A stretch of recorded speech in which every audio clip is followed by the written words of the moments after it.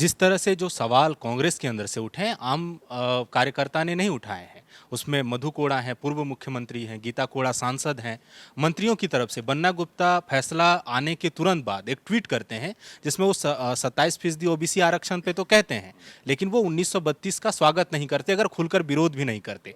दो चीजें हैं, या तो कांग्रेस को पहले नहीं पता था कि कैबिनेट में ये बात आने वाली है, या कांग्रेस के अंदर शीर्ष नेतृत्व और जो बाकी नेता हैं उसके बीच कोऑर्डिनेशन का घोर अभाव है। बंगला बोलने वाला का बंगला पश्चिम बंगाल बनाया, मराठा बोलने का महाराष्ट्र बनाया, तेलुगु बोलने का तमिलनाडु बनाया। तो सरकार भी एक भाषा को आधार बनाया, तो उससे कोई कॉन्स्टिट्यूशन में तो कोई अंतर नहीं पड़ा। उसी प्रकार ये झारखंड की सरकार ने 1932 को एक आधार बनाया। कई सवाल सरकार पर उठ रहे हैं, पार्टी के स्तर से छोड़ भी दूं तो मार्च 2022 में मुख्यमंत्री कहते हैं कि 1932 के खतियान के आधार पर स्थानीयता लागू हो ही नहीं सकती, हाईकोर्ट से खारिज हो जाएगा। उन्होंने यहां तक कहा कि जो लोग भी इस सदन में इसकी मांग कर रहे हैं वो मांग मूर्खतापूर्ण है। फिर सितंबर 2022 में सत्र के दिन, जिस दिन वो इसको कहते हैं कि हमारी सरकार जल्दी लाएगी, प्रतिबद्ध है, तो 4-6 महीने में जो हृदय परिवर्तन हुआ या फैसले को लेकर, वो नहीं कई लोग समझ पा रहे। नमस्कार। 1932 के खतियान के आधार पर स्थानीयता लागू करने का प्रस्ताव झारखंड कैबिनेट से पास हो चुका है, लेकिन यही सूचना नहीं है। दरअसल इस पर बहुत कुछ होना है, क्योंकि एक तो जो सरकार में सहयोगी है कांग्रेस, उसके अंदर से विरोध के कई स्वर उठे हैं, कई दबी जुबान से विरोध कर रहे हैं तो कई खुलेआम। सड़क पर भी जो जनता का एक धड़ा है वो समर्थन में खुशी मना रहा है, और एक धड़ा नाराज है जिसे ये डर है कि वो इस दायरे से बाहर हो जाएगा और उसे झारखंडी नहीं माना जाएगा। इसी को लेकर आज एक प्रेस वार्ता हुई है। झारखंड प्रदेश कांग्रेस कमेटी के पूर्व अध्यक्ष सुखदेव भगत इस वक्त हमारे साथ मौजूद हैं। एक तो जो इतनी सारी खलबली है, विरोधाभास है, पार्टी के अंदर से ही आवाज उठ रही है। मैं समझता हूं कि ये ऐसी कोई बात नहीं, कोई विरोधाभास नहीं है।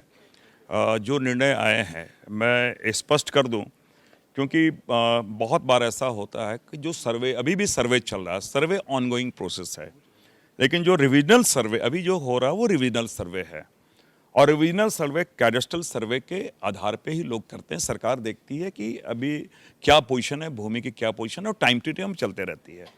और जो उन्होंने चिंता जाहिर किया, मैं समझता हूँ कि इस सिंहभूम और वेस्ट सिंहभूम की जो बात आ रही है, तो कैडेस्ट्रल सर्वे इस सिंहभूम में 1906 में हुआ है और वेस्ट सिंहभूम में 1897। उसके बाद फर्स्ट जो रिवीजन सर्वे हुआ है इस सिंहभूम में 1934 में हुआ है, और 1913 में हुआ वेस्ट सिंहभूम में। तो आपके पास वो सारे लैंड रिकॉर्ड्स हैं। तो अभी 64 में जो फाइनल जिस पब्लिकेशंस होता है, तो उसके पहले भी आपके पास एक है, और मंत्रिपरिषद में स्पष्ट है कि 1932 के खतियान के पूर्व भी अगर कोई बातें हैं तो उनको देखी जाएगी, उनके पूर्वजों का नाम है। अगर जो भूमिहीन है वो ग्राम सभा के माध्यम से उनके रीति रिवाज, उनके कस्टम्स, उनके परंपराओं को देखते हुए वो ग्राम सभा सर्टिफाई करेगी।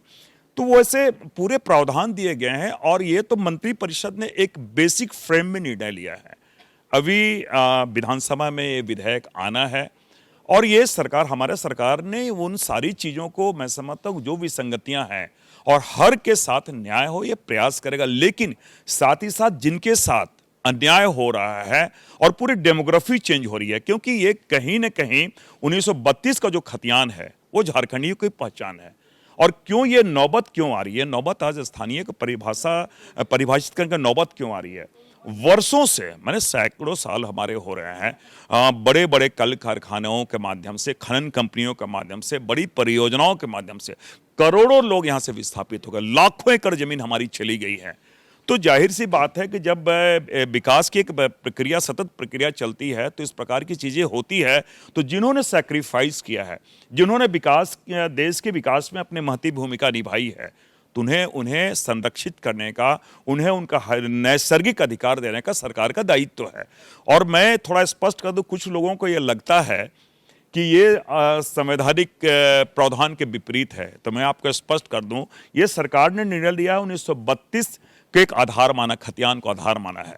उसी प्रकार भारत सरकार आज़ादी के बाद 1956 में भाषाई आधार में, भाषा को उन्होंने आधार माना, और राज्य पुनर्गठन आयोग उन्होंने बनाया, स्टेट रिकॉग्निशन कमीशन उन्होंने बनाया, और उड़िया बोलने वालों को उड़ीसा बनाया, बंगला बोलने वाला का बंगला पश्चिम बंगाल बनाया, मराठा बोलने का महाराष्ट्र बनाया, तेलुगु बोलने का तमिलनाडु बनाया।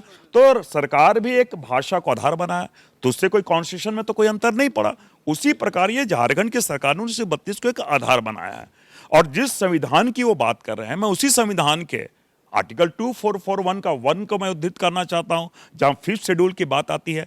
5th शेड्यूल में स्पष्ट प्रावधान है कि यहाँ के जो आदिवासी हैं, वहाँ के निवास करने वाले हैं, उनके परंपराओं को, उनकी भाषा को, उनके आर्थिक, उनके सांस्कृतिक, उनके सामाजिक स्थिति को वो संरक्षित करें और उसके और ऐसी व्यवस्था वो करें कि वहाँ की डेमोग्राफी चेंज ना हो। ये प्रावधान दिया गया है।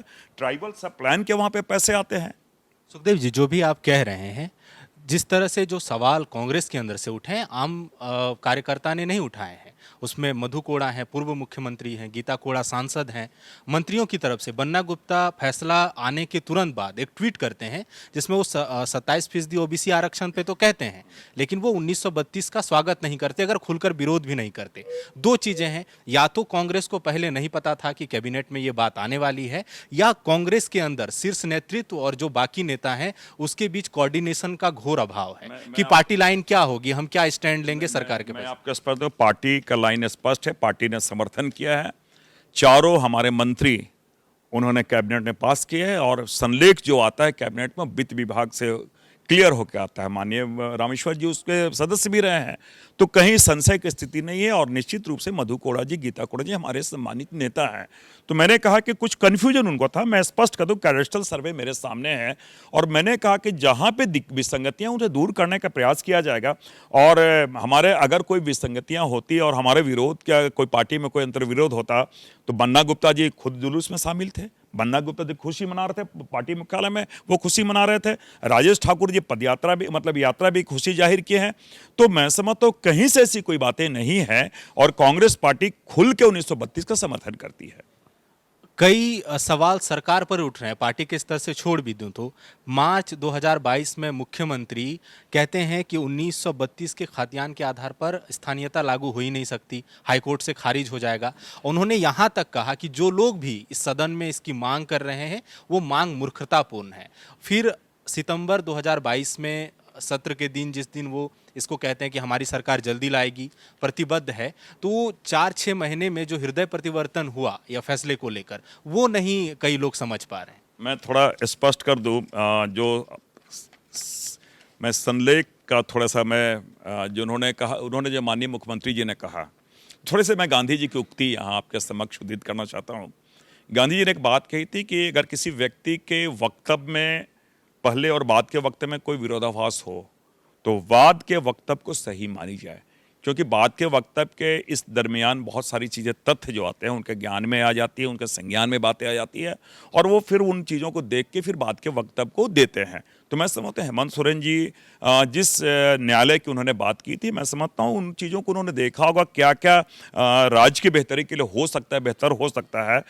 तो न्यायालय ने भी स्पष्ट कहा था कि जो 1900 जो प्रस्तुत किया गया था, तो न्यायालय में कहा गया कि इसके एक पर्टिकुलर डेट के आधार की नहीं, उसके आगे भी क्या हो सकता है, उसके चीज़ों को आकलन करने कहा था। मैं समझता हूँ हेमंत सोरेन जी उन चीज़ों को देखा होगा, उसके बाद 1932 को उन्होंने लाया, क्योंकि 1932 कहीं न कहीं झारखंडियों की पहचान है और ये बहुत बड़ा, मैं सोचता हूँ, भावनात्मक और संवेदनशील मुद्दा हमारे लिए है। देखिए, इसलिए सवाल उठ रहे हैं, आपके विरोधी भी यही कह रहे हैं कि जिसे आप मास्टर स्ट्रोक बता रहे हैं, और आपने प्रेस वार्ता के दौरान भी कहा कि वो सही समय था लाने का, कह रहे हैं वो सही समय स्टेट के लिए शायद नहीं था।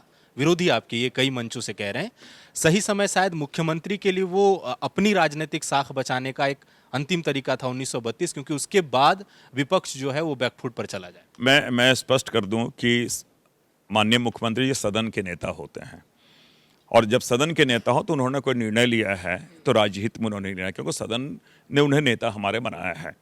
और ये मैं समझता हूँ कि बहुत सारे लोग इस प्रकार की चीज़ें राजनीति में, मैं समझता हूँ कि कभी भी सब एकांगी रूप में एक मत से बहुत सारी बातें नहीं बोलती हैं। मैं लोकतंत्र में स्वाभाविक भी है।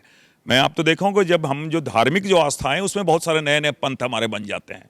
जब ईश्वर के जो निर्णय पे, ईश्वर की बातों पे जो अलग अलग पंथ बन सकते हैं, तो जो कई राजनीतिक निर्णय हमारे होते हैं जो राज्यहित में लिए गए हैं, तो उसमें अलग अलग विचारधारा का आना स्वाभाविक है। और मैं समझता हूँ विरोधी तो इसमें आरोप लगाएंगे ही लगाएंगे। मैं आपको स्पष्ट कर दूं कि यहाँ पर ना अभी तक जिसे कहा जाए कि जो लोग यहाँ पे जिस निमित्त झारखंड बना, जिस निमित्त जिस उद्देश्य बना, लेकिन उसकी मैं समझता हूँ कि उद्देश्य उसमें बहुत सारे उद्देश्यों की पूर्ति नहीं हो पा रही थी, क्योंकि यहाँ डिस्प्लेसमेंट की बात है या फिर नौकरियों की बात है, थर्ड ग्रेड फोर्थ ग्रेड की बात है।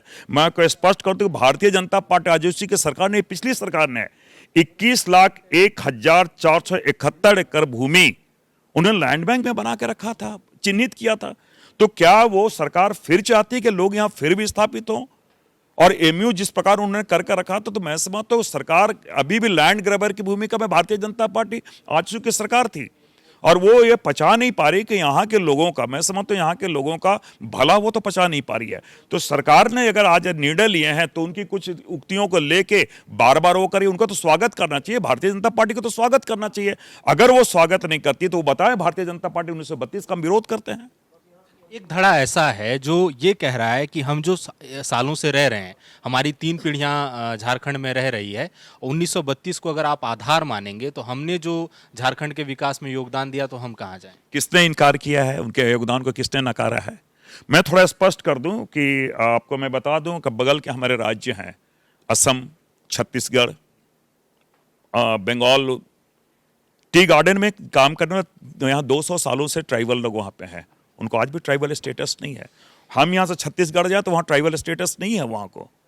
तो कहने का मतलब हर राज्य की अपनी पॉलिसी होती है। और किसने कहा? मैंने कहा कि झारखंड में, जो झारखंड बनाने में, यहाँ के विकास में हर लोगों का यहाँ पे योगदान रहता है, लेकिन ये तो उसके योगदान को नकारने की बातें नहीं है, ये पहचान की बात है। मैं स्पष्ट कर दूं, इन्होंने कहा क्या है, संलेख आपने देखा कि स्थानीय व्यक्ति कौन, ये पहचान करने की बातें हैं। तो इतने संशय की स्थिति यहां नहीं है। और मैं आपको स्पष्ट कर दूं, संविधान के जो हाईएस्ट इंटरप्रेटर हैं सुप्रीम कोर्ट, उन्होंने भी कहा है, उनका वहां भी कहने के बाद सुप्रीम कोर्ट का माननीय सर्वोच्च न्यायालय के वक्तव्य है कि भारत के हर नागरिक हर राज्य का स्थायी निवासी नहीं हो सकता है, बहुत स्पष्ट उन्होंने कहा। दूसरी बात मैं आपको बता दूं कि ये उसी संविधान में, जो लोग बोलते हैं कि हम कहीं भी जा सकते हैं, इसी संविधान में 5वीं अनुसूची का भी जिक्र है, 5th शेड्यूल का भी जिक्र है, आर्टिकल 244 में चीजें हैं। तो यहाँ के लोगों को संरक्षित करने का भी दायित्व तो सरकार का है। तो मैं समझता हूँ कि ये 1932 की बातें करना कहीं भी संविधान के प्रतिकूल नहीं है, संवैधानिक प्रावधानों के प्रतिकूल नहीं है। इसलिए बार बार हम कह रहे हैं कि ये हाइपोथेटिकल कोई चीज़ों को से भयभीत होने की आवश्यकता नहीं है। और ये जो 1932 का खतियान है, मैं बार बार कह रहा हूँ, ये झारखंड की पहचान, उनकी अस्मिता और आइडेंटिफिकेशन से जुड़ा हुआ है। वो इस प्रकार, जिस प्रकार बंबई और मुंबई में अंतर क्या है, लेकिन बंबई को मुंबई कर दिया गया, मद्रास को चेन्नई कर दिया, कलकत्ता का कोलकाता कर दिया गया। और तो और यही भारतीय जनता पार्टी की सरकार अब यह है, मोदी जी ने ये मुगल सराय को पंडित दीनदयाल नगर कर दिया। क्यों किया? कहीं न कहीं उनको वो अपने पहचान से जुड़े हुए होते, हमारी परंपरागत चीजों से जुड़ी हुई है। उसी प्रकार झारखंड के निवासी, ओरिजिनल निवासी कौन रहे हैं, ये 1932 खतियान इन्होंने आधार माना, तो इसमें गलत क्या है? सुखदेव जी, आखिरी सवाल, आप ब्यूरोक्रेसी से होते हुए राजनीति में आए, एक लंबा समय बीत गया है। इस 1932 पर जो हमने जनमत लिया है, जो बातचीत लोगों से की है, तो उन्होंने कहा कि हम स्वागत करते हैं और हमें संरक्षित करने का जरूरत था। सरकार हमें संरक्षण का हथियार तो दे रही है, लेकिन जो लड़ाई हम लड़ेंगे बराबरी का, वो हमें कब मिलेगा? क्योंकि 1932 को लेकर संरक्षित तो हम हो गए, लेकिन झारखंड में शिक्षा का स्तर वो नहीं है कि हम फाइट कर सकें, जो जिससे हमें फाइट करने या जिससे संरक्षित करने की बात हो रही। निश्चित रूप से मैं आपकी बातों से सहमत हूँ। ये केवल एक क्षेत्र ऐसा नहीं है, और आज भी झारखंड बने हुए, झारखंड बना क्यों कि झारखंड जिस प्रकार खनिज संपदाओं से परिपूर्ण होने के बावजूद भी, कि प्रशासनिक कारणों से झारखंड नहीं बना। बहुत सारे भावनात्मक कारण रहे हैं। यहाँ के लोगों को जो मैं समझता हूँ मेन स्ट्रीम में लाने की बातें हैं, तो ना केवल शिक्षा के क्षेत्र में, शिक्षा है, स्वास्थ्य है, बहुत सारे ऐसे, इवन इंफ्रास्ट्रक्चर की बात है। तो 20 सालों का समय कोई बहुत लंबा समय नहीं होता है। तो हर क्षेत्र में मैं समझता तो बढ़ के काम करने की आवश्यकता। और किसी जमाने में मैं जरूर कहना चाहूँगा कि झारखंड शैक्षणिक ये दृष्टिकोण से एक अच्छा क्षेत्र माना जाता था।